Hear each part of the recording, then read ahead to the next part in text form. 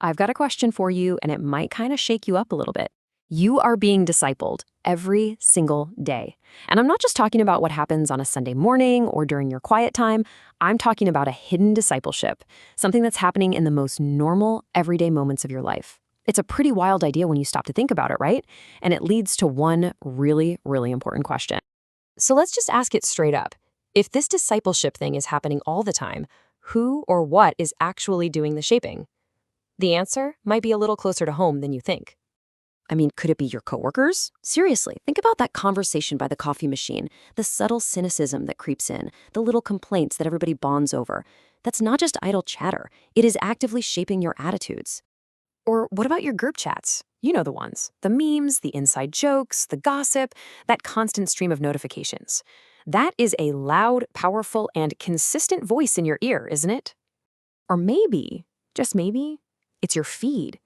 That endless scroll, the outrage that's been perfectly tailored for you, the values being pushed on you, algorithm by algorithm. See, every single one of these things is a form of discipleship. And if we're not paying attention, we can find ourselves spiritually sliding backwards without even understanding why. So, what's really going on here?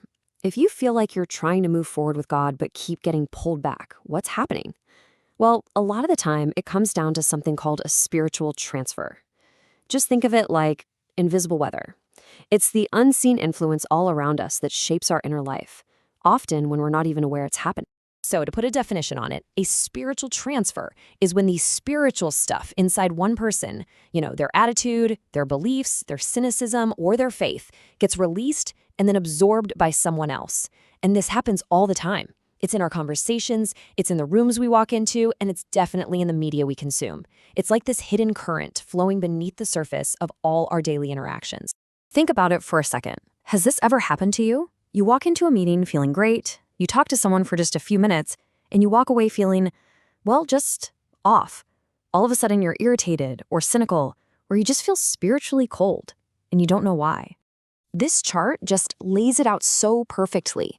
You can start your day totally on fire, full of faith and peace after spending time with God, but then after just a few hours soaking in a negative environment at work, everything's flipped. Faith becomes doubt. Peace turns into irritation. Clarity gets clouded by cynicism. That's not just a mood swing. Listen, that sudden shift in your spirit, it is not random. It's not just one of those days. That is a spiritual transfer. You've been exposed to a different atmosphere, and without even realizing it, you started carrying it with you. Okay, so how can you tell if this is actually happening to you?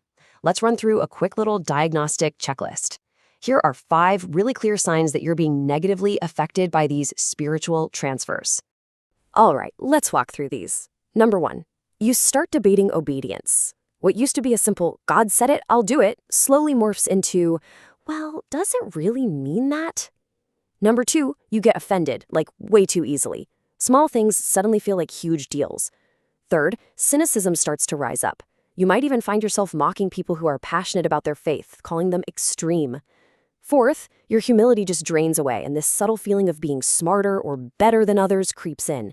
And finally, number 5, your appetite for God just gets quiet.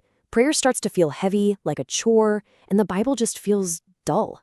If any of that is ringing a bell, you are not just imagining things. This whole idea isn't new. Jesus actually talked about this spiritual contagion all the time. He warned his disciples, beware of the leaven of the Pharisees. He wasn't talking about baking bread. He was using yeast as a metaphor for how easily attitudes can spread. And it's such a perfect picture, isn't it? It only takes a tiny bit of yeast, a little offense, a bit of mockery, some unbelief, and it works its way through the entire batch of dough. And that dough, that's your mind, that's your heart. The atmosphere at your job or in your friend group might not be openly anti-God, but if it's full of that yeast, you are slowly being discipled by it.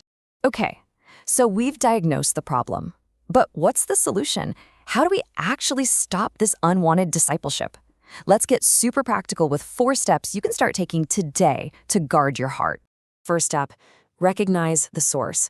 We have to stop telling ourselves, it's just a TV show or it's just a joke. Conversations, media, all of it. It's not neutral. It carries a spirit.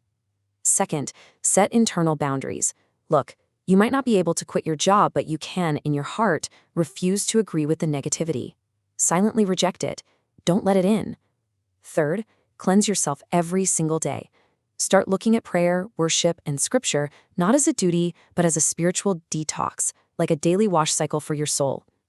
And finally, number 4, choose your atmosphere. Get intentional about the inputs, the friendships, and the environments you allow to shape you. Now, for a second, let's just flip the script. Because this whole thing isn't just about what you're taking in, it's also about what you are putting out. Your presence, your words, your attitude, that's a transfer too. So here's the real challenge. When you walk into a room, what do people get from you? When someone leaves a conversation with you, what kind of atmosphere do they take with them?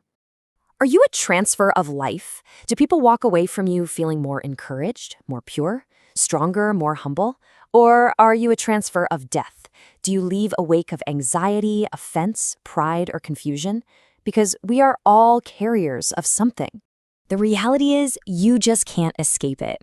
Whether you have a title or not, you are discipling someone.